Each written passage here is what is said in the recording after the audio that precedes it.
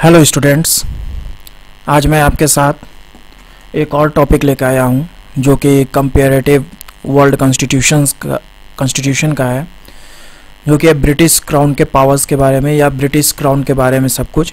ये वीडियो को मैंने इस तरीके से बनाया है, इस वीडियो में मैंने इस तरीके से नोट्स बनाया है कि किसी भी तरीके से क्वेश्चन पूछा जाएगा, आप इस वीडियो को देख लोगे बढ़िया से, आपका आंसर जो है वो आपका लिखा जाएगा। ठीक है, और आप लोग जो है सो स्किप करके इस वीडियो को मत देखा करो, आप लोग फुल वीडियो देखो अच्छे से, ताकि जो है सो समझ में कुछ ना कुछ नॉलेज ही मिलेगा। ऐसा नहीं है कि सिर्फ ऐसा ही है।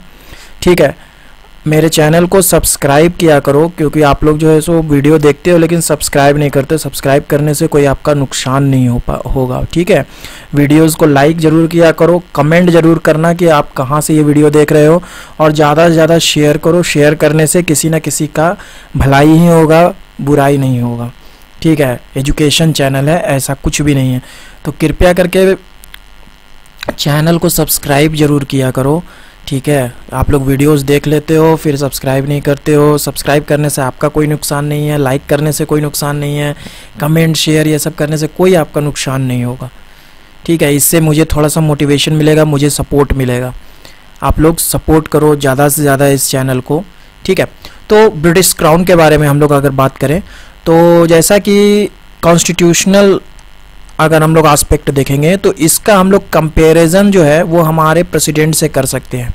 ठीक है, ब्रिटिश क्राउन की जो स्थिति है वो प्रेसिडेंट की हमारे देश में जिस तरीके की है उसी तरीके की लगभग है। बशर्ते यही है कि वहाँ पर जो है सो ये वंशानुगत है, हेरिडेटरी है, लेकिन यहाँ पर प्रेसिडेंट जो है वो आपका वंशानुगत नहीं है। ठीक है, और मेरे नोट्स में मैं सारी पॉइंट्स को बहुत अच्छे तरीके से लिख देता हूँ, जिससे कि बाहर से कुछ भी नहीं करना पड़े। समझ में आ रही बात? तो ज़्यादा से ज़्यादा आप लोगों का सपोर्ट चाहिए। आप लोग सपोर्ट नहीं कर रहे हो, चैनल सब्सक्राइब नहीं कर रहे हो, वीडियोस लाइक नहीं करते हो, कमेंट नहीं करते हो और शेयर भी नहीं करते हो। ठीक है, ज़्यादा से ज़्यादा इस चैनल को सपोर्ट करो। चलिए, बिना टाइम ख़राब किए हुए आते हैं इंट्रोडक्शन पर। तो इंट्रोडक्शन की अगर हम लोग बात करें, मैं पढ़ते जाता हूँ नोट्स, ताकि जो स्टूडेंट्स लिखते हैं वो कृपया लिखिए और 2-3 बार वीडियो सुन लीजिएगा बिना स्किप किए, तो आराम से लिखा जाएगा एग्जामिनेशन में। 3 पेज 4 पेज तो ज़रूर लिख दीजिएगा। ठीक है, यूनाइटेड किंगडम, जैसा कि लास्ट वीडियो में मैंने ब्रिटिश प्राइम मिनिस्टर के बारे में पढ़ा था। ठीक है, पढ़ा था, तो उसमें ब्रिटिश प्राइम मिनिस्टर में मैंने इंग्लैंड, ग्रेट ब्रिटेन और आपका यूके, इन तीनों के बारे में बताया हुआ है। तो इन तीनों के बारे में क्या डिफरेंस है वो आप जाकर के उस वीडियो में देख सकते हैं। चलिए आगे बढ़ते हैं। यूनाइटेड किंगडम की राजशाही, जिसे आमतौर पर ब्रिटिश राजशाही के रूप में जाना जाता है, यूनाइटेड किंगडम द्वारा इस्तेमाल की जाने वाली सरकार का एक रूप है, जिसके द्वारा एक वंशानुगत राजा राज्य के प्रमुख के रूप में शासन करता है। अगर कंपैरेटिवली स्टडी करने बोला जाएगा तो भारत में प्रेसिडेंट की यही स्थिति है, लेकिन भारत में प्रेसिडेंट जो है वो आपका वंशानुगत नहीं होता है, और वहाँ जो है ब्रिटेन में जो है सो वंशानुगत राजा होता है। उनकी शक्तियाँ ब्रिटिश संविधान द्वारा विनियमित होती हैं। यह शब्द ब्रिटेन की व्यापक राजनीतिक संरचना के भीतर शाही परिवार की भूमिका को भी संदर्भित कर सकता है। वर्तमान सम्राट किंग चार्ल्स III हैं, जो अपनी मां महारानी एलिजाबेथ द्वितीय की मृत्यु के बाद 8 सितंबर 2022 को सिंहासन पर बैठे। ठीक है, अभी जो ब्रिटेन में है वो किंग चार्ल्स III हैं। इससे पहले महारानी एलिजाबेथ द्वितीय जो थी वो थी 8 सितंबर 2022 को ये सिंहासन पर बैठे हैं। सारे पॉइंट, सारे डाटा, सारे फैक्ट्स में नोट्स में लिख देता हूँ, जिससे कि कहीं भी कोई दिक्कत ना हो। फिर भी आप लोग सपोर्ट नहीं कर रहे हो, आप लोग देखते हो, स्किप कर करके देखते हो, पूरा देखा करो। यूनाइटेड किंगडम के असंहिताबद्ध संविधान में सम्राट राज्य का प्रमुख होता है। सम्राट की छवि का उपयोग ब्रिटिश संप्रभुता और सरकारी प्राधिकरण को दर्शाने के लिए किया जाता है। उदाहरण के लिए उनकी प्रोफाइल बैंक ऑफ इंडिया के नोटों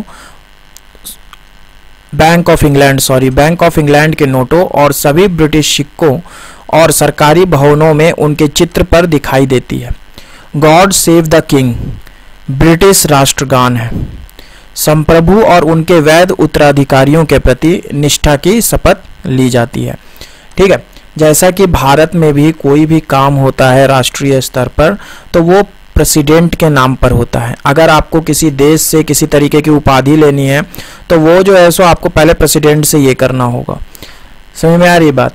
अगर भारत से किसी और देश के किसी राजदूत को या किसी भी जगह को या किसी भी देश को अगर किसी तरीके का कुछ इनविटेशन मिलता है तो वो भारत के प्रेसिडेंट के रूप में मिलता है।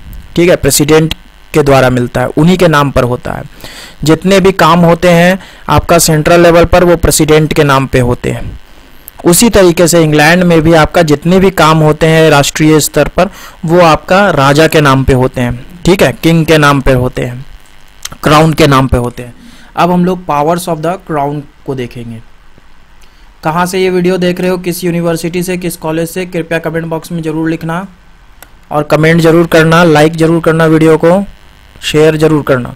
क्राउन की शक्तियां निम्न प्रकार है। तो क्राउन के भी जिस तरीके से हम लोग प्रेसिडेंट के, एग्जीक्यूटिव, लेजिस्लेटिव, जुडिशियरी, ये तीनों पावर्स को हम लोग देखते हैं इंडिया के एस्पेक्ट में, उसी तरीके से यहाँ पर भी हम लोग क्राउन का भी एग्जीक्यूटिव, लेजिस्लेटिव और जुडिशियरी के पावर्स को हम लोग देखेंगे। तो पहला आपका एग्जीक्यूटिव पावर्स को देखेंगे। तो क्राउन की कार्यपालिका शक्ति अत्यंत महत्वपूर्ण, व्यापक और निरंतर वृद्धिशील है। ऑग एवं जिंक के शब्दों में क्राउन ही कार्यपालिका है। ठीक है, ऑग एवं जिंक ये जो विद्वान है ये कहते हैं कि क्राउन जो है वही कार्यपालिका है। क्राउन जो बोल दिया सो बोल दिया, वो जो चाहेगा, क्राउन जो चाहेगा वही होगा, ऐसा ऑग और जिंक के द्वारा कहा गया है। कार्यपालिका के क्षेत्र में उसकी शक्तियां निम्न प्रकार हैं।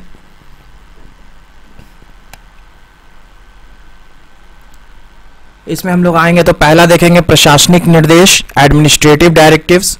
तो कार्यपालिका निर्देशन का कार्य क्राउन का मुख्य कार्य है।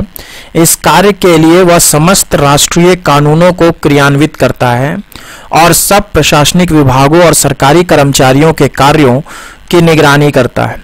वही उच्च कार्यपालिका प्रशासनिक अधिकारियों, न्यायाधीशों तथा सैनिक अधिकारियों की नियुक्ति करता है। एज इट इज, जिस तरीके से भारत में है प्रेसिडेंट करते हैं, यहाँ पर जो है सो क्राउन करते हैं। इसको दिमाग में रखिएगा। वह सर्वोच्च सेनापति है। उसका कार्य स्थानीय प्रशासन पर नियंत्रण एवं निर्देशन स्थापित करना है। वह प्रधानमंत्री और प्रधानमंत्री की सलाह से अन्य मंत्रियों की नियुक्ति करता है। मेनली एग्जीक्यूटिव जो पावर होगा, एग्जीक्यूटिव पावर में मेनली जो है सो जो क्राउन होंगे, क्राउन के द्वारा जो है सो नियुक्तियों का काम किया जाएगा। मेनली जो है सो नियुक्तियों का काम होता है। ठीक है, यहाँ पर भी हम लोग देखे थे कि भारत में प्रेसिडेंट जो है वो प्रधानमंत्री की नियुक्ति करता है और उसके सलाह पर जो है सो अन्य मंत्री की नियुक्ति करता है। Same as it is crown वहाँ करता है। कॉमन सभा में सरकार के पराजित होने पर वह विपक्ष के नेता को सरकार बनाने के लिए आमंत्रित करता है। ठीक है, ऑब्वियस सी बात है, ये काम प्रेसिडेंट भी करते हैं हमारे भारत देश में। कंपैरेटिवली आपको पढ़ना है क्योंकि कंपैरेटिव आपका पेपर है ये। ठीक है, यहाँ पर जो है सो जैसा कि हम बताए थे कि यहाँ पर जो है सो दो आपका हाउस है, एक आपका हाउस ऑफ लॉर्ड्स है और एक आपका हाउस ऑफ कॉमन्स है। हाउस ऑफ कॉमन्स है और एक आपका हाउस ऑफ लॉर्ड्स है। इसमें जो है सो आपका निचला सदन जो है वो हाउस ऑफ कॉमन्स है और उच्च सदन जो है वो हाउस ऑफ लॉर्ड्स है।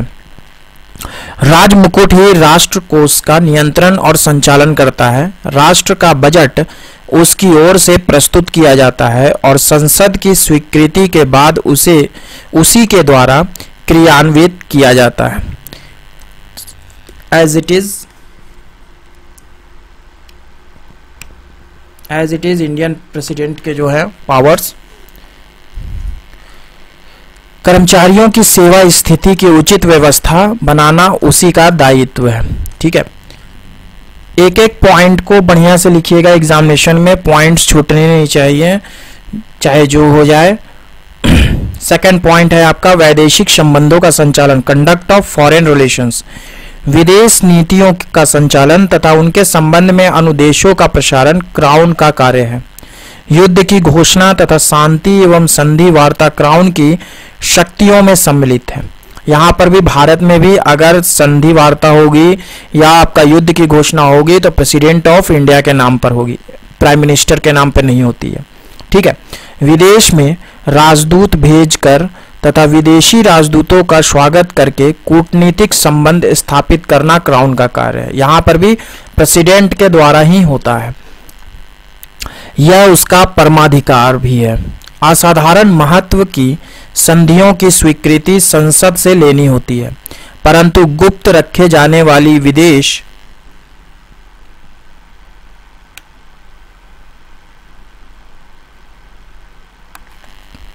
नीति संबंधी बातों की चर्चा संसद में नहीं होती है।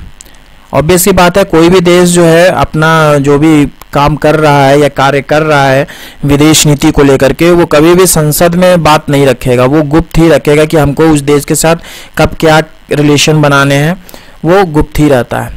थर्ड, उपनिवेश तथा राष्ट्रमंडल संबंधी कार्य, functions related to colonies and commonwealth. राजमुकुट ही ब्रिटिश उपनिवेशों व दूरस्थ अधीन प्रदेशों के शासन का वास्तविक अध्यक्ष है। सम्राट राष्ट्रमंडल देशों का औपचारिक प्रधान होता है, परंतु अब ये शक्तियां लगभग समाप्त हो गई है क्योंकि ब्रिटेन के सभी उपनिवेश लगभग स्वतंत्र हो गए हैं। वे अपने देश की नीति और विदेशी नीति स्वयं ही बनाते हैं और लागू करते हैं। कॉमनवेल्थ, जैसा कि मैंने लास्ट वीडियो में जब प्रेसिडेंट प्राइम मिनिस्टर डिस्कस कर रहे थे उस समय भी मैंने कॉमनवेल्थ की चर्चा की थी।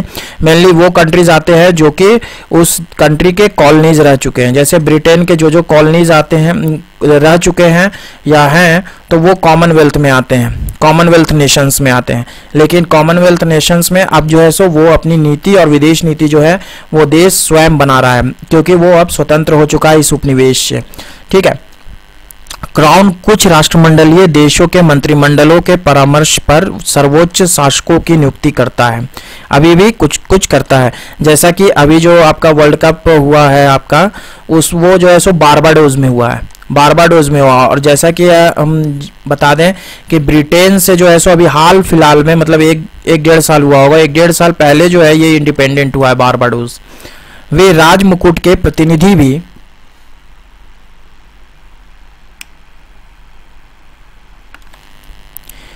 कहलाते हैं, परंतु यह सब केवल औपचारिक है क्योंकि भारत बांग्लादेश जैसे पूर्ण स्वतंत्र राज्य भी राष्ट्रमंडल के सदस्य हैं। ठीक है। जैसा कि मैंने बताया कि कॉमनवेल्थ नेशंस वो सारे राष्ट्र आ जाएंगे, वो सारे नेशंस आ जाएंगे जहां पर जो है सो ब्रिटेन का कभी ना कभी कॉलोनी था। ठीक है, कॉलोनी था या है, वो सारे नेशन आ जाएंगे। अभी तो बहुत सारे कॉमनवेल्थ नेशंस में वैसे भी एक दो नेशंस जुड़ गए हैं जो कि कभी ब्रिटेन के उपनिवेश नहीं रहे हैं, उनको भी सदस्यता दी गई है। नेक्स्ट हम लोग एग्जीक्यूटिव पावर देख लिए। एग्जीक्यूटिव पावर के पॉइंट्स दिमाग में रखिएगा, 2-3 बार वीडियो सुनना, स्किप करके मत देखना वीडियो पूरा देखना, बहुत मेहनत लगती है इतने नोट्स बनाने में। ठीक है। विधायिनी शक्ति, लेजिस्लेटिव पावर्स के बारे में बात करेंगे तो राजमुकुट की विधायिनी संबंधी अनेक शक्तियां प्राप्त हैं। ये शक्ति राज सहित संसद में निहित है। ये निम्न प्रकार है, जैसा कि विधायिनी शक्तियों के बारे में हम लोग देखते हैं कि भारत में भी अगर हम लोग कंपैरेटिवली देखें तो पार्लियामेंट, ठीक है, जब हम लोग पार्लियामेंट बोलते हैं तो इसमें कौन कौन सी बॉडी आ जाती है, एक आपका लोकसभा आ जाता है, एक आपका राज्यसभा आ जाता है और एक आपका प्रेसिडेंट आ जाता है। ठीक है, प्रेसिडेंट आ जाता है। ये तीनों बॉडी को मिला करके हम लोग जो है सो पार्लियामेंट बोलते हैं। ऐसा इसलिए क्योंकि यहाँ पर कानून बनता है और बिना इनके साइन के जो है वो कानून नहीं बनेगा। ठीक है, कोई भी विधेयक आया यहाँ से पास हुआ और विधेयक पास होकर के फिर प्रेसिडेंट के साइन के लिए जाता है और जब विधेयक पर प्रेसिडेंट का साइन हो जाता है तब वो विधेयक कानून बन जाता है। तो इसलिए जब पार्लियामेंट बोलते हैं तो ये तीनों बॉडी आती है। उसी तरीके से यहाँ पर भी जो है शक्ति राज सहित संसद, किंग इन पार्लियामेंट, इसके साथ ही आती है। ठीक है, इसमें हम लोग विधायिनी शक्तियों में देखेंगे तो पहला देखेंगे वीटो का अधिकार, राइट ऑफ वीटो।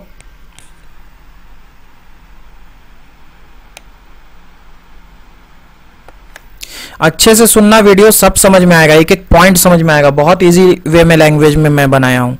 वीटो का अधिकार क्राउन राष्ट्रीय विधानमंडल का अभिन्न अंग है। क्राउन की व्यवस्थापन संबंधी शक्तियां संसद राजा में निहित है।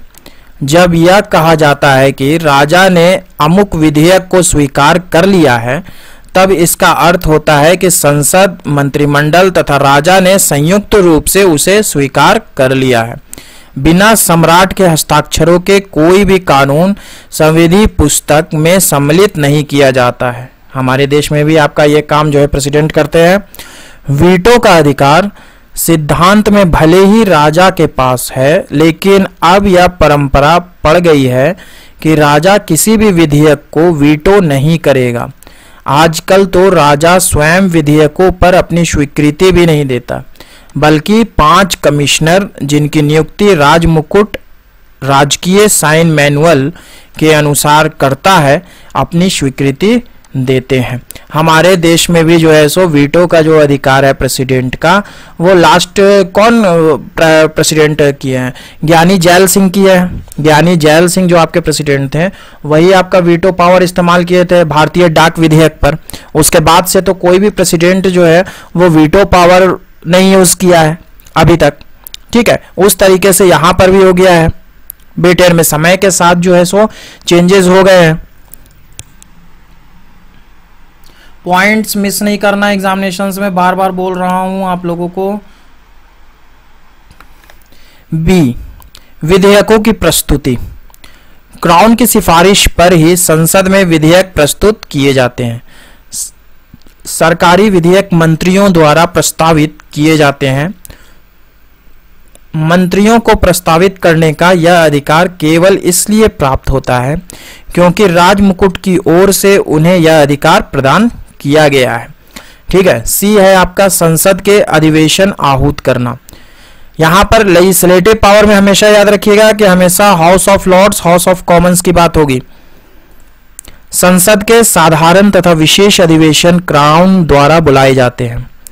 संसद के नवीन सत्र का उद्घाटन सम्राट द्वारा होता है। हमारे देश में भी प्रेसिडेंट के द्वारा होता है। अभी आपका संसद का अधिवेशन स्टार्ट हुआ था तो प्रेसिडेंट द्रौपदी मुर्मू पहला भाषण दी थी, तथा संबोधन भाषण मंत्रिमंडल द्वारा तैयार किया जाता है और यह केवल औपचारिकता मात्र है। संसदीय सत्र की अवधि तथा उसके अवसान का निश्चय भी क्राउन द्वारा किया जाता है। कॉमन सभा के स्थान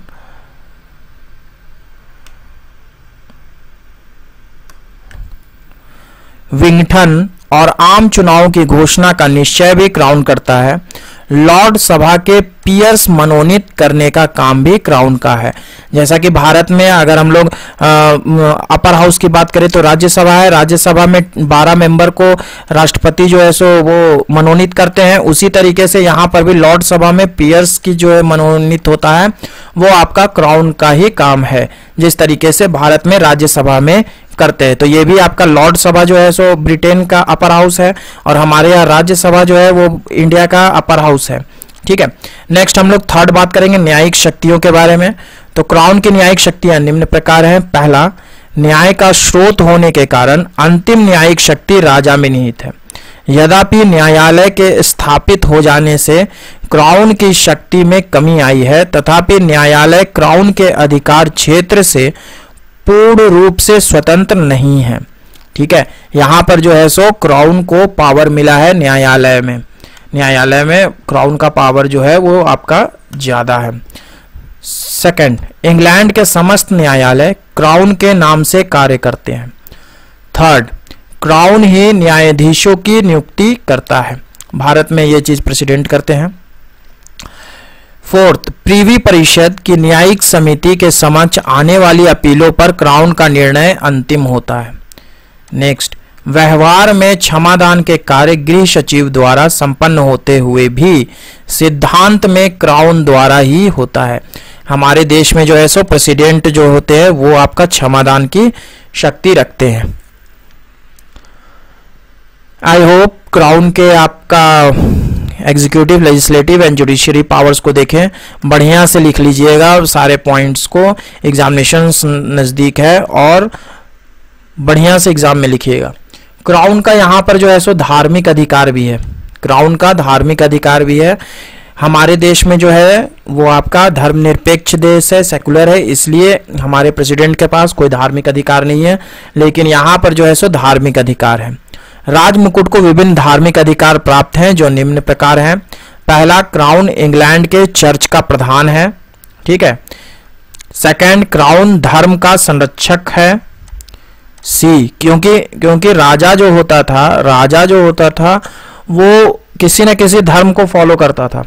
अगर हम लोग देखेंगे तो राजा जो है वो किसी न किसी धर्म को फॉलो करता था और वो उसका संरक्षण करता था। आज तक हम लोग देखते हैं भारत में इतने सारे राजा हुए हैं, जिस राजा के समय जो धर्म हुआ उस धर्म का वो उसने संरक्षण किया, उसका प्रचार किया, ठीक है। उसके गुरुओं को जो है सो अपने किले में रखा, अपने राज में रखा। जैसा कि हम लोगों ने देखा कि अशोक के समय बौद्ध धर्म का प्रचार बहुत ज्यादा हुआ, ठीक है। उसके बाद चंद्रगुप्त मौर्य ये सब के समय जो है सो हिंदू धर्म का प्रचार हुआ, ठीक है। तो इस तरीके से हम लोगों ने देखा कि जब भी राजा की बात आएगी तो वहां पर जो है सो राजा का धार्मिक अधिकार होगा ही होगा, क्योंकि राजा जो है वो किसी न किसी धर्म को फॉलो करेगा ही, किसी न किसी धर्म का प्रचार प्रसार करेगा ही दुनिया में। तो धार्मिक अधिकार जब भी बात होगी तो राजा के एस्पेक्ट में होगी, डेमोक्रेसी के एस्पेक्ट में नहीं होगी। सेकुलर कंट्री में जो है वो धार्मिक अधिकार नहीं होंगे, इस बात को दिमाग में रखिएगा। तो क्राउन के बारे में जब भी लिखिएगा तो क्राउन का धार्मिक अधिकार जरूर होगा, क्योंकि ये एक राजा है और ये एक हेरिडेटरी पोस्ट है। सी, क्राउन डीन वर्शिप आर्कबिशप की नियुक्ति करता है, ठीक है, जो जैसा कि हम बोले धर्म गुरुओं की नियुक्ति करता है। नेक्स्ट, क्राउन चर्च के अनुशासन संबंधी विषयों में सर्वोच्च शक्ति है। क्राउन चर्च का सम्मेलन बुलाता है।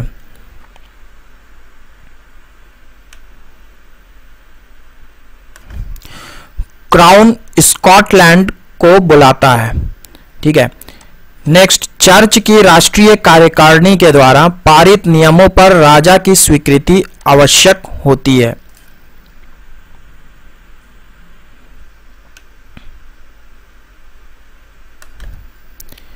धार्मिक अनुशासन संबंधी नियमों पर भी राजा का नियंत्रण होता है। इसमें से आप 5 पॉइंट भी लिख दोगे तो काफी है, ठीक है। क्राउन के अन्य अधिकारों को अब हम लोग देखेंगे। तो क्राउन की शक्तियां निम्न प्रकार हैं। क्राउन अपने जन्म दिवस और 9 वर्ष के उत्सव के समय विशिष्ट सेवा के लिए लोगों को सम्मानजनक उपाधियां अर्ल, बैरन, ड्यूक आदि प्रदान करता है, ठीक है। क्राउन जो है अपने जन्मदिन पर या फिर नए साल पर के उत्सव में जो है सो अपने लोगों को सेवा देने के लिए आपका उपाधि देता है, जिसका उपाधि का नाम है अर्ल, बैरन, ड्यूक।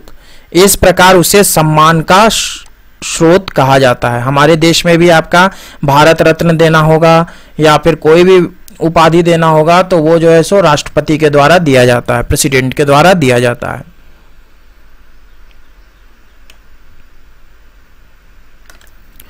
उपयुक्त शक्तियां और अधिकार वैधानिक दृष्टि से राजमुकुट में निहित है, किंतु यथार्थ में उन सभी का प्रयोग मंत्रिमंडल, संसद तथा लोक सेवा के सदस्यों द्वारा किया जाता है। सम्राट की कोई संपत्ति नीलाम अथवा कुर्क नहीं की जा सकती, ठीक है। कोई भी संपत्ति राजा की जो है वो आप कुर्क नहीं कर सकते, नीलाम नहीं कर सकते हैं। थर्ड, उसके विरुद्ध कोई न्यायिक कार्रवाई नहीं की जा सकती, उसके खिलाफ कोई भी जो है सो न्यायिक कार्रवाई नहीं की जा सकती, क्योंकि वहां माना जाता है कि राजा ही न्याय का स्रोत है, राजा ही न्याय का स्रोत है। और ये परंपरा बहुत सालों से चलती आ रही है, जिसको वो लोग हटाना नहीं चाहते हैं। फोर्थ, व्यक्तिगत आचरण के लिए सम्राट पर मुकदमा नहीं चलाया जा सकता है, ठीक है। व्यक्तिगत आचरण के लिए अगर व्यक्तिगत वो इंडिविजुअली जो है सो किसी के साथ कुछ बुरा कर देता है या फिर किसी तरीके का कुछ नुकसान कर देता है तो उस पर मुकदमा जो है सो नहीं चलाया जा सकता है। डाइसी ने इस कथन पर अपनी टिप्पणी करते हुए कहा है कि यदि सम्राट प्रधानमंत्री को गोली मार दे तो भी उस पर कानूनी कार्रवाई नहीं की जा सकती है, ठीक है। ये जो कोटेशन है ये बहुत विख्यात है डाइसी के द्वारा कि अगर सम्राट जो है वो प्रधानमंत्री को वहां का गोली भी मार देगा तो उस पर किसी भी तरीके का कोई भी कार्रवाई जो है वो नहीं किया जा सकता है।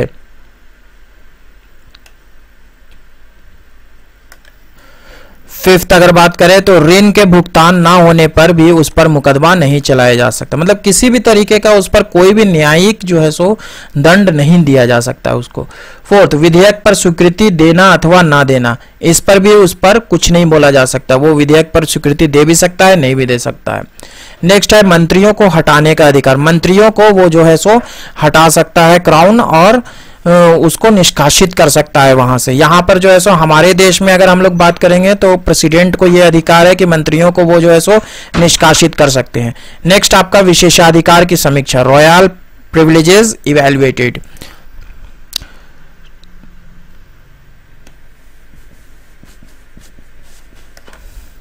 उपरोक्त विशेषाधिकार और उन्मुक्तियां आज सम्राट को निर्बद्ध रूप से प्राप्त नहीं है, उन पर कुछ प्रतिबंध आरोप हो गए हैं।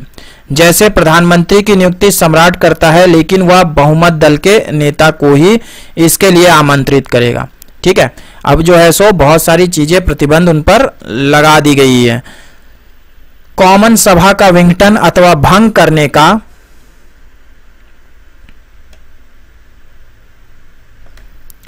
विशेषाधिकार राजा प्रधानमंत्री की सलाह पर लागू करता है। हमारे देश में भी आपका जो भी आपका विघटन अगर करना होगा मंत्रिमंडल को, तो आपका प्रधानमंत्री जो है वो प्रेसिडेंट को बोलेगा और प्रेसिडेंट फिर उस पर कार्रवाई करेगा। मतलब पूरा का पूरा कड़ी का काम जो है हमारे देश में प्रधानमंत्री करता है। इसी तरीके की स्थिति ब्रिटेन में हो गई है प्रधानमंत्री की राजा और मंत्रिमंडल के बीच में। जहां तक मंत्रियों की पदच्युति मीन्स हटाने का विशेषाधिकार है, राजा को इससे प्रधानमंत्री की सलाह से लागू करना चाहिए।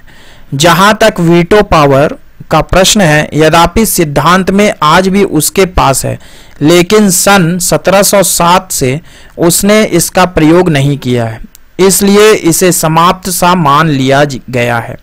ठीक है, जैसे हमारे देश में भी आपका ज्ञानी जैल सिंह जो है सो लास्ट वीटो पावर जो है सो किए थे। और कमेंट बॉक्स में जरूर बताना कि ज्ञानी जैल सिंह ने वीटो पावर कब यूज किया था, कौन से ईयर में यूज किया था। उसके बाद से जो है सो हमारे देश में वीटो पावर यूज नहीं हुआ है। उसी तरीके से यहाँ पर भी जो है सो 1707 में लास्ट जो है वो वीटो पावर का इस्तेमाल किया गया था क्राउन के द्वारा। उसके बाद से आपका वीटो पावर यूज नहीं किया गया है। तो इस तरीके से इस चीज को समाप्त माना गया, लेकिन सैद्धांतिक रूप से आज भी ये वीटो पावर अगर कोई क्राउन चाहेगा तो वो इस्तेमाल कर सकता है, लेकिन 1707 के बाद से नहीं इस्तेमाल किया। हमारे देश में ज्ञानी जैल सिंह, बताइएगा कमेंट बॉक्स में कि कब इन्होंने वीटो पावर इस्तेमाल किया था ज्ञानी जैल सिंह ने। शेयर करना वीडियो को, ज्यादा से ज्यादा आप लोगों का सपोर्ट चाहिए। आप लोग सब्सक्राइब नहीं करते हो चैनल को और पूरा वीडियो नहीं देखते हो, स्किप कर करके आप लोग देख लेते हो। पूरा वीडियो देखा करो, बहुत मेहनत लगती है बनाने में वीडियोस को। सम्राट की स्थिति के बारे में बात करते हैं। पोजीशन ऑफ द किंग, राजमुकुट की शक्तियों की वास्तविकता क्या है, अर्थात राजा किस सीमा तक अपनी शक्तियों का प्रयोग करता है। इस स्थिति को समझने के लिए निम्नलिखित कथनों पर गौर करना होगा। ठीक है, मैं इस तरीके से इस नोट्स को बनाया हूं कि अगर आपसे एग्जामिनेशन में पोजीशन ऑफ द किंग पूछ दे, पावर्स पूछ दे, या फिर उसके धार्मिक पूछ दे, या फिर उसके औचित्य जस्टिफिकेशन के बारे में पूछ दे, तो एक ही वीडियो से जो है वो आप सारे क्वेश्चंस का आंसर कर सकते हो। ठीक है, क्योंकि क्राउन के विषय में आज के समय में बहुत सारे कंपैरेटिवली क्वेश्चंस पूछे जाते हैं, तो इसलिए मैंने सारे पॉइंट्स को लेकर के जिससे जिससे क्वेश्चन बनते हैं सारे पॉइंट्स को एक ही वीडियो में इंक्लूड करने की कोशिश मैं किया हूं, ताकि 10 गो वीडियो आप लोगों को देखना ना पड़े। ठीक है, सम्राट की स्थिति के बारे में पूछते हैं, देखते हैं। इसमें जो है सो आपको मेनली क्वेश्चंस बनाएगा तो वर्तमान स्थिति पूछ देगा कि राजा की वर्तमान स्थिति क्या है। ठीक है, तो पहला जो है सो आपका राजा कोई गलती नहीं कर सकता। इस कथन से राजा की वास्तविक स्थिति पर प्रकाश पड़ता है। शाब्दिक अर्थ इस कथन का यह निकलता है कि सम्राट जो कुछ भी करता है ठीक करता है तथा उसके किसी भी कार्य में कोई गलती नहीं होती है। राजा को किसी भी कार्य के लिए दोषी नहीं ठहराया जा सकता है। इस कथन के दो अर्थ हैं। कानूनी अर्थ में इसका अभिप्राय है कि राजा अपने कार्यों के लिए कानून से ऊपर है, क्योंकि वह स्वयं स्वविवेक से कोई काम नहीं करता, बल्कि मंत्रियों के परामर्श से ही सब काम करता है। राजनीतिक अर्थ में इसका अभिप्राय यह है कि राजा कोई राजनीतिक भूल करे या किसी अपराध का परामर्श दे तो भी उसके विरुद्ध कुछ नहीं किया जा सकता। उस भूल के लिए संबंधित विभाग का मंत्री ही उत्तरदायी ठहराया जाएगा। इस कथन का विस्तृत अध्ययन निम्न प्रकार है। ठीक है, आपका इसमें जो है सो पहला जो है सो अगर कोई गलती नहीं करे, इसमें पहला कानूनी अर्थ है और दूसरा आपका राजनीतिक अर्थ है। इन दोनों अर्थों को बढ़िया से जो है सो दिमाग में बैठा लीजिएगा। ठीक है, कानूनी अर्थ और आपका राजनीतिक अर्थ के बारे में। नेक्स्ट आपका इसी में अगर हम लोग विस्तृत अध्ययन निम्न प्रकार के हैं, इसमें अगर बात करें तो पहला जो है सो सम्राट कानून के ऊपर है। The king is above law. इस कथन का अभिप्राय यह है कि स्वाभाविक रूप से राजा कानून से ऊपर होता है और उसके विरुद्ध इंग्लैंड के किसी न्यायालय में कोई कानूनी कार्रवाई नहीं की जा सकती, जैसा कि मैंने बताया। ठीक है, कानूनी दृष्टि से राजा कभी अपराधी नहीं हो सकता है। सिद्धांत रूप में यह सही है कि कानून राजा की इच्छा द्वारा बनाए जाते हैं, किंतु व्यवहार में स्थिति भिन्न है। लॉर्ड रस्किन के शब्दों में राजा कोई ऐसा अंतःकरण नहीं रख सकता जो उत्तरदायी नागरिकों की धरोहर ना हो। ठीक है, ये जो है कोटेशंस जो है सो इंपॉर्टेंट है। इस कोटेशंस को एग्जामिनेशंस में पॉइंट आउट करके लिखिएगा जरूर। ठीक है,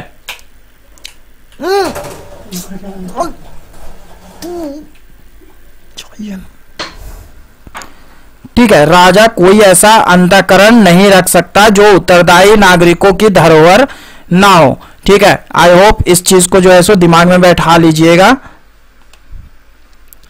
नेक्स्ट सेकंड अगर बात करें तो राजा दूसरों से भी गलत कार्य नहीं करा सकता। King can not get wrong done by others. राजा स्वयं जब भूल नहीं करता तो वह दूसरों को भी ऐसा करने के लिए अवसर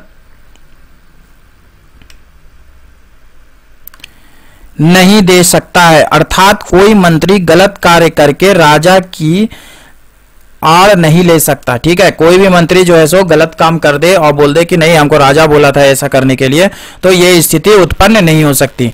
अपराधी को संसद दंड देती है। डिगेस नामक संसद सदस्य ने कहा था कि इंग्लैंड के कानूनों ने हमें यह सिखाया है कि राजा कोई गलत आज्ञा नहीं दे सकता। गलत कार्य करने पर कार्यकर्ता उत्तरदायी होंगे। ठीक है, राजा जो है सो कोई भी गलत कार्य नहीं कर सकता और अगर कुछ गलत हो गया तो वहां का जो मंत्री होगा, उस विभाग का जो मंत्री होगा, उसी पर सारा का सारा आएगा कि आपने इस तरीके से गलत कार्य क्यों किया। ठीक है, जो स्टूडेंट हिंदी में कोटेशंस लिखते हैं एग्जाम में हिंदी में लिखिएगा, जो स्टूडेंट्स इंग्लिश में लिखते हैं इंग्लिश में लिखिएगा।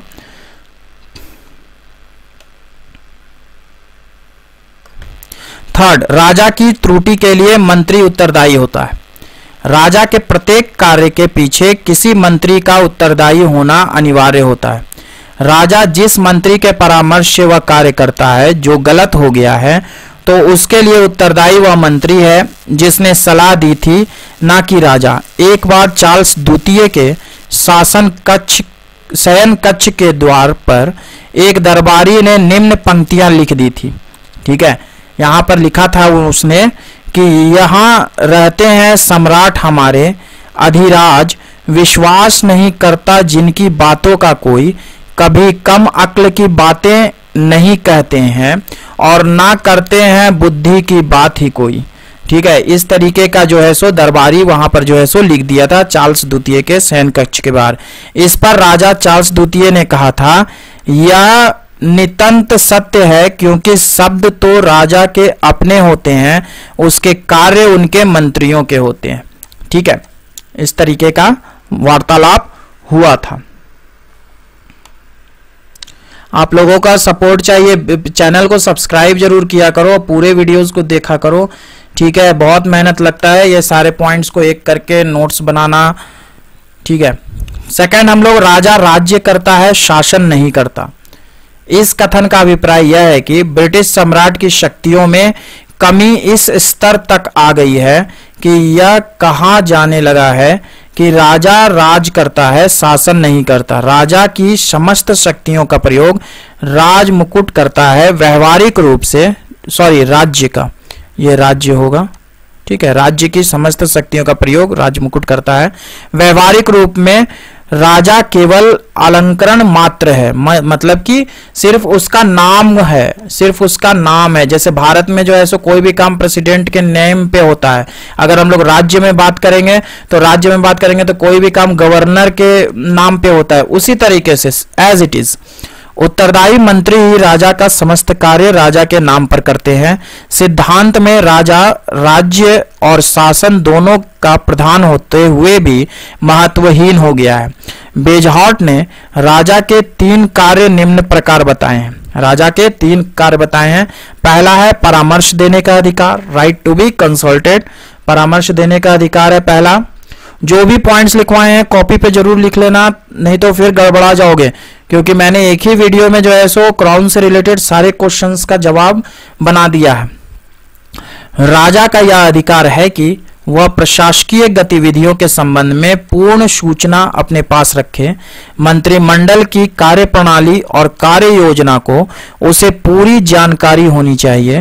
राजा को अधिकार है कि वह अपने मंत्री को परामर्श दे, जैसा कि प्रशासन में वह उचित मानता है। राजा के परामर्श को स्वीकार करना अथवा ना करना मंत्रिमंडल की इच्छा पर निर्भर है। ठीक है, तो पहला जो है सो कार्य वो है कि परामर्श देने का कार्य जो है वो करता है। सेकंड है प्रोत्साहन देने का कार्य। प्रशासकीय कार्यों में कुशलता उत्पन्न करने तथा कर्मचारियों के मनोबल को ऊंचा बनाए रखने के लिए राजा कैबिनेट के सदस्यों को प्रोत्साहन भी देता है। वह मंत्रियों का ध्यान विश्वव्यापी परिवर्तनों एवं राष्ट्रीय नीतियों के क्रियान्वयन के प्रति आकर्षित कर सकता है। राजा के इस कार्य में मंत्रिमंडल के साहस में वृद्धि होती है। नेक्स्ट है चेतावनी देने का अधिकार। राजा को यह अधिकार प्राप्त है कि वह मंत्रिमंडल को गलत नीतियों को लागू करने से रोके। मंत्रिमंडल राजा के दिए परामर्श को मानने के लिए बाध्य नहीं है। राजा वास्तव में मंत्रिमंडल का विरोध नहीं करता, किंतु उसे सचेत रखता है तथा संकट काल में राजा अपने अदम्य साहस का परिचय देते हुए मंत्रिमंडल को सही रास्ता दिखाता है। क्योंकि राजा को जीवन भर का अनुभव होता है और वह राजनीतिक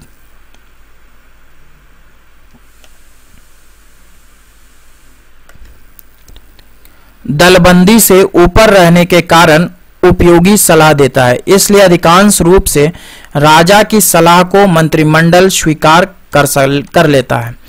इन तीनों कार्यों के अतिरिक्त एक और कार्य वह करता है कि वह प्रशासन के बारे में मंत्रिमंडल से जानकारी प्राप्त कर सके, प्रशासन की नीतियों और गतिविधियों पर दृष्टि रख सके।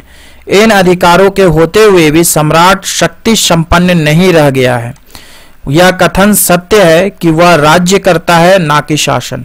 ठीक है, नेक्स्ट हमारा है justification of monarchy in Britain. ये बहुत बार जो है सो क्वेश्चंस में आया है कि क्या औचित्य है ब्रिटेन में राजतंत्र का। ये क्वेश्चन बहुत बार आ चुका है आप लोगों के एग्जामिनेशंस में, तो पॉइंट्स मिस नहीं करना, वीडियोस पूरा देखो, स्किप मत करो। ठीक है, और चैनल को सपोर्ट करो। चैनल को सपोर्ट आप लोग नहीं कर रहे हो, सब्सक्राइब ही नहीं करते हो आप लोग, लाइक ही नहीं करते हो, कमेंट ही नहीं करते हो। ठीक है, बस देखते हो निकल जाते हो। हम इतना मेहनत करते हैं आप लोगों के पीछे और आप लोग जो है सो कुछ ध्यान ही नहीं दे रहे हो। नेक्स्ट आते हैं हम लोग, फर्स्ट बात करते हैं औचित्य के बारे में। तो ब्रिटेन में राजतंत्र लोकतंत्र का विरोध करने की अपेक्षा इसका समर्थक रहा है। राजा ने अपने आप को लोकप्रिय बनाने का प्रयास किया है। राजा की शक्तियों के कम होने के बाद उसका प्रभाव बढ़ गया है। इसका कारण यह है कि राजा ने बदलती हुई परिस्थितियों के अनुसार अपने को ढाल लिया है। निरंकुश राजतंत्र ने जनता की इच्छा के अनुसार अपना शांतिपूर्ण प्रजातंत्रीकरण स्वीकार कर लिया है। जस्ट लाइक अगर हम लोग इस विषय पे देखें, राजा और डेमोक्रेसी का अगर हम लोग विवाद को हम लोग देखेंगे तो हम लोगों के दिमाग में आता है कि हम लोगों ने पिछले सेमेस्टर्स में पढ़ा था कि नेपाल में इस तरीके की स्थिति थी। ठीक है, नेपाल में इस तरीके की स्थिति थी कि नेपाल में राजा और लोकतंत्र इस विषय में लड़ाई होती थी और एट लास्ट जाकर के वहां पर जो है सो डेमोक्रेसी स्थापित हुई। ठीक है, लेकिन वहां पर जो है सो राजा का औचित्य जो है वो आपका खत्म हो गया। लेकिन यहाँ पर जो है सो राजा का औचित्य बना रहा, क्योंकि राजा ने जो है सो डेमोक्रेसी को एडॉप्ट किया। लेकिन नेपाल में ये चीज नहीं थी। नेपाल में जो है सो आपका या तो राजा रहेगा या तो डेमोक्रेसी रहेगी, इस तरीके की स्थिति जो है सो वहां पर बन रही थी। तो इस वजह से जो है सो ये स्थिति पैदा हुई। हम लोगों ने नेपाल के विषय में गंभीर रूप से सेमेस्टर्स में देखा है, पिछले सेमेस्टर्स में देखा है। आई होप आप लोगों को याद होगा ये विषय। सेकंड बात करें तो ऐतिहासिक महत्व की संस्था। इंग्लैंड में राजतंत्र का इतिहास लगभग 1150 वर्ष से अधिक पुराना है। इसका प्रारंभ सन 829 ईस्वी में हुआ। सम्राट एगवर्ट के शासन काल से राजतंत्र चला आ रहा है। इसको दिमाग में रखिएगा, 829, 1150, एगवर्ट, ठीक है। ब्रिटेन में केवल सन 1649 से 60 तक 11 वर्ष की अवधि क्रैमवेल का गणतंत्र रहा। यह इतिहास इतना प्रभावशाली रहा है कि जनता उससे पृथक होने की बात अस्वाभाविक मानती है। ठीक है, अब जो है सो जनता जो है वहां पर इंग्लैंड में वो चाहती है कि राजतंत्र हमारा जो है वो ऐतिहासिक पहचान है, और इतने पुराने ऐतिहासिक पहचान को हम लोग क्यों मिटा दें, हम लोग क्यों छोड़ दें, इसको हम लोगों को चलते रहने देना चाहिए।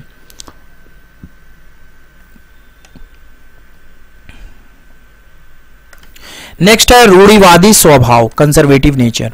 अंग्रेज स्वभाव से रूढ़िवादी हैं। वे क्रांति के स्थान पर सुधारों को पसंद करते हैं। ठीक है, वो मेनली जो है सो रिवॉल्ट नहीं चाहते हैं। अगर रूढ़िवादी नहीं होते तो नेपाल जैसा यहाँ पर भी रिवॉल्ट हो जाता और राजा को हटा करके पूरा का पूरा डेमोक्रेसी इस्टेब्लिश्ड हो जाता। लेकिन यहाँ पर जो है सो समय के साथ सुधार किया गया। ठीक है, सुधारों को ये लोग ज्यादा प्रेफर करते हैं, ना कि रिवॉल्ट से, लड़ाई से, झगड़ा से, ये सब नहीं करते हैं। ये लोग सुधार करते हैं। राजा ब्रिटिश जनता की तड़क भड़क और जुलूस देखने की इच्छा भी पूरी करता है। हर्बर्ट मॉरिसन का कथन है कि राज्य के मुख्य पद पर किसी पुराने राजनीतिक नेता के बैठने पर तड़क भड़क समाप्त हो जाएगी, जिनका ब्रिटिश राजपद ने अभ्यस्त बना दिया है। ठीक है, जो भी स्टूडेंट इंग्लिश में लिखते हैं कोटेशन इंग्लिश में लिखिएगा, जो हिंदी में लिखते हैं हिंदी में लिखिएगा। चौथा है सुरक्षा का प्रतीक, पॉलिटिकल न्यूट्रलिटी।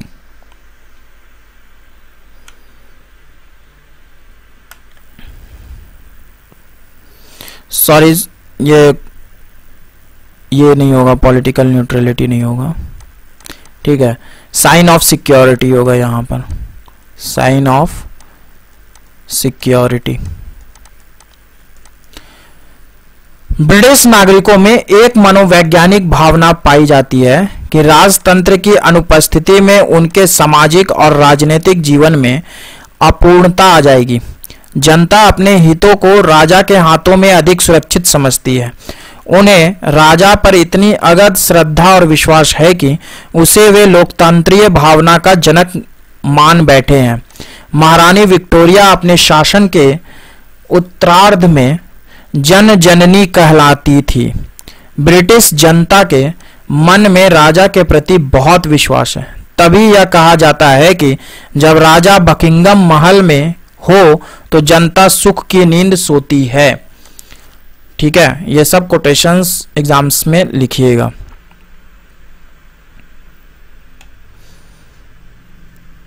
नेक्स्ट बात करते हैं पांचवा, राजनीतिक निष्पक्षता, पॉलिटिकल न्यूट्रलिटी। संसदीय प्रजातंत्र की सफलता के लिए राज्याध्यक्ष का निष्पक्ष होना आवश्यक होता है। यदि ऐसा नहीं होगा तो राजनीतिक दलों का अध्यक्ष पर से विश्वास उठ जाएगा, जिसका परिणाम लोकतंत्र की असफलता होगी। राजनीतिक दलों के आधार पर निर्वाचित किसी राज्याध्यक्ष की अपेक्षा राजा स्वाभाविक रूप से अधिक स्वतंत्र और निष्पक्ष होता है। बेल्फोर के शब्दों में, वह ना तो किसी दल का नेता है और ना वह किसी वर्ग का प्रतिनिधि। वह राष्ट्र का प्रमुख है, वह प्रत्येक का राजा है। ठीक है,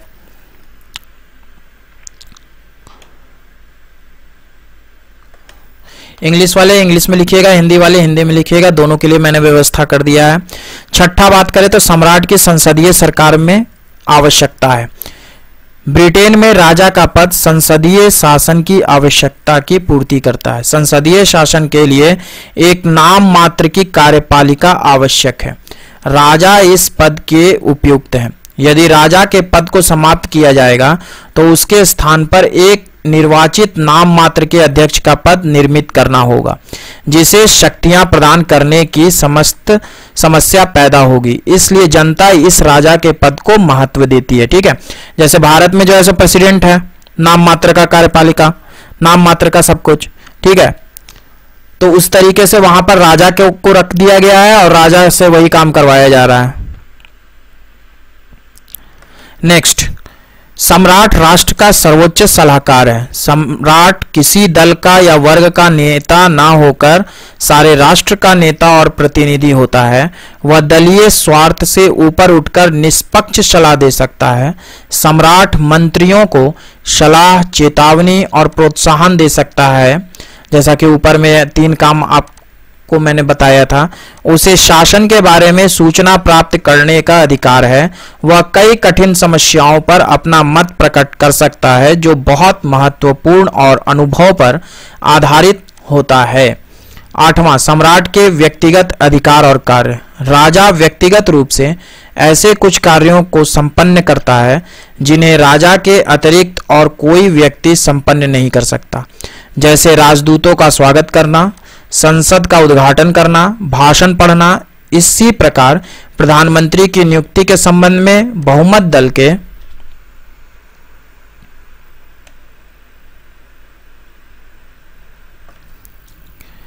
नेता को राजा ही आमंत्रित करता है। यद्यपि कैबिनेट के परामर्श से वह बाध्य है, तथापि जनता के हित को ध्यान में रखकर वह स्वविवेक से कार्य कर सकता है। 9वां, सम्राट राष्ट्र की एकता का प्रतीक। ब्रिटेन में राजा पद उपयोगी है। राजा राष्ट्र की एकता का प्रतीक बन गया है। उसके पद के कारण राष्ट्र में एकता का तत्व मौजूद है। वह किसी वर्ग का प्रतिनिधि नहीं है। राजा राष्ट्र का नेता है, जनता का राजा है। उसके कारण राज्य एवं शासन में एकता है। लवेल के शब्दों में, यद्यपि अब राजा राज्य रूपी जहाज की चालक शक्ति नहीं है, फिर भी वह मस्तूल अवश्य है।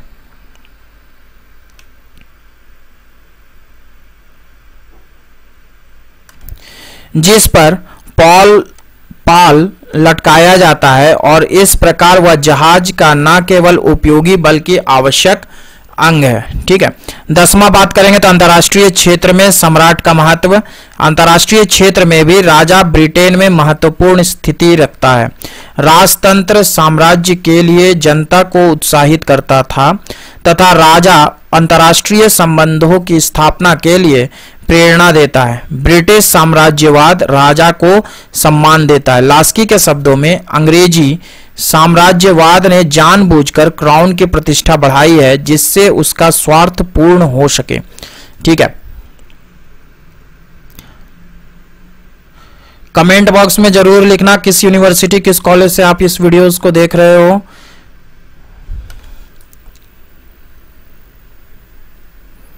ये हिंदी इंग्लिश में एक कोटेशंस मैंने डाला है। इस कोटेशंस को एग्जाम में लिख सकते हो तो लिख देना, ज़्यादा अच्छा रहेगा।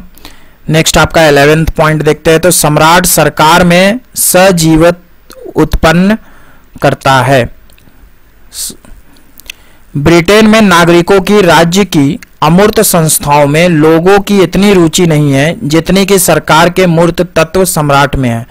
राज परिवार का धार्मिक विषयों, नैतिकता, परोपकार, श्रृंगार, कला और साहित्य पर बहुत प्रभाव पड़ता है। ठीक है, 12वां, सम्राट मध्यस्थ के रूप में।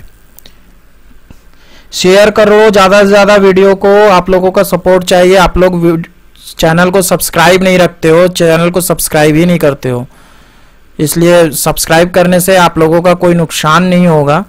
ठीक है, तो कृपया करके जो है सो सब्सक्राइब किया करो कम से कम चैनल को।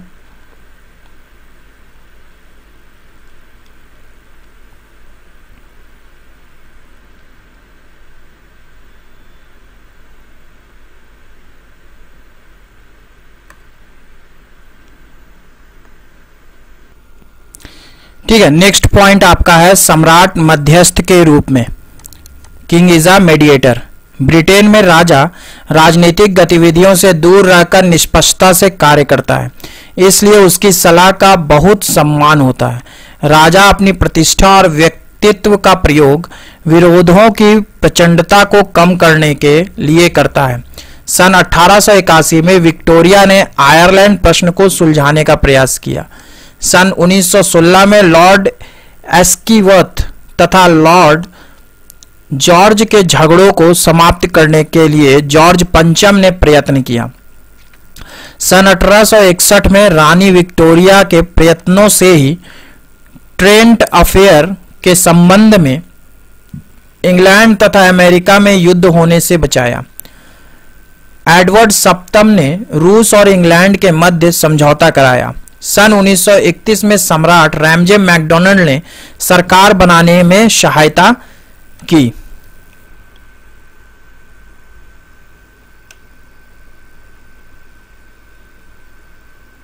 नेक्स्ट थर्ड बताते हैं, राजतंत्र खर्चीली संस्था नहीं है। यदि राजतंत्र के स्थान पर राष्ट्रपति की व्यवस्था कर दी जाए तो भी आर्थिक दृष्टि से इंग्लैंड को लाभ नहीं होगा, क्योंकि राज परिवार पर कुल बजट का 1% का 20वां भाग खर्च होता है। यह अधिक खर्च नहीं है। यदि राष्ट्रपति प्रणाली लागू की जाए तो भी उसके निर्वाचन, वेतन, भत्ते, कर्मचारी मंडल आदि के रूप में खर्च इससे अधिक ही होगा। ठीक है। नेक्स्ट आपका है ब्रिटिश सम्राट का सामाजिक व्यक्तित्व। ब्रिटिश सम्राट का सामाजिक जीवन में प्रभावशाली व्यक्तित्व है। सम्राट के किसी उत्सव में सम्मिलित होने से उत्सव को बहुत अधिक सफल माना जाता है। समाज में सम्राट की अपील को बहुत महत्व दिया जाता है। सम्राट ब्रिटिश सरकार का नेता है और धार्मिक तथा नैतिक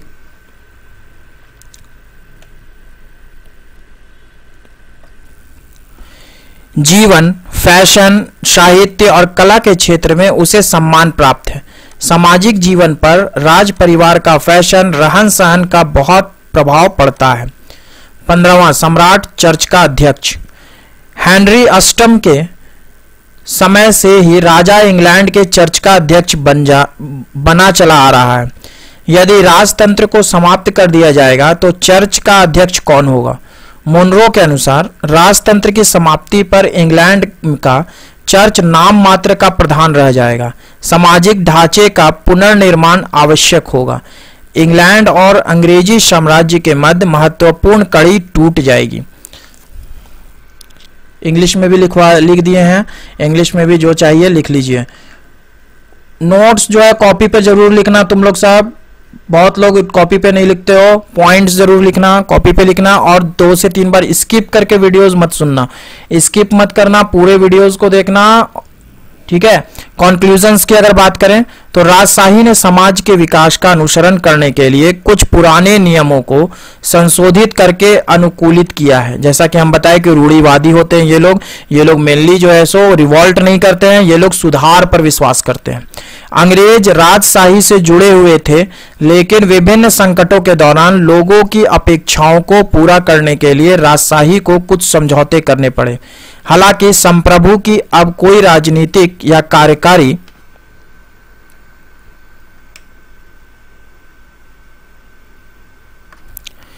भूमिका नहीं है, फिर भी वह राष्ट्र के जीवन में एक महत्वपूर्ण भूमिका निभाता रहेगा। राज्य के प्रमुख के रूप में सम्राट संवैधानिक और प्रतिनिधात्मक कर्तव्यों का पालन करता है, जो 1000 वर्षों के इतिहास में विकसित हुआ है। मेरा नाम राजदेव गुप्ता। अगर मेरे चैनल को सपोर्ट करना चाहते हो तो इस नंबर पे आप फोन पे या गूगल पे करके भी सपोर्ट कर सकते हो। ठीक है। आप लोगों का साथ रहेगा। आप लोग सब्सक्राइब नहीं करते हो, आप लोग सब्सक्राइब किया करो। सब्सक्राइब नहीं करते हो, लाइक नहीं करते हो, शेयर नहीं करते हो, कमेंट जरूर करना कि किस कॉलेज, किस यूनिवर्सिटी से इस वीडियो को देखते हो, और मेरे चैनल को ज़्यादा से ज़्यादा सपोर्ट करो। आप लोगों के सपोर्ट, बहुत मेहनत लगती है नोट्स बनाने में। ठीक है, बहुत मेहनत लगती है नोट्स बनाने में, और ये काम मैं कर रहा हूँ, तो सपोर्ट करो। बच्चों लोगों का सपोर्ट नहीं मिलेगा तो फिर किसका सपोर्ट मिलेगा? ठीक है। Thank you for watching my videos.